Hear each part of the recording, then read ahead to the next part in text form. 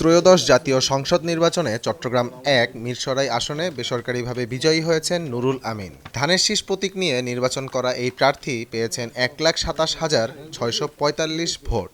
তার নিকটতম প্রতিদ্বন্দ্বী অ্যাডভোকেট সাইফুর রহমান, যিনি দাঁড়িপাল্লা প্রতীকে নির্বাচন করে পেয়েছেন ৮১,২২৭ ভোট। ৪৬,৪১৮ ভোটের ব্যবধানে এমপি নির্বাচিত হয়েছেন ধানের শীষ প্রতীকের প্রার্থী নুরুল আমিন। এছাড়া হাতপাখা প্রতীকের প্রার্থী অ্যাডভোকেট ফেরদৌস আহমেদ চৌধুরী পেয়েছেন ২,০৬৪ ভোট। নির্বাচনের ফলাফল ঘোষণার পর মিরসরাইয়ে দেখা যায় ভিন্ন এক সৌহার্দ্যের দৃশ্য।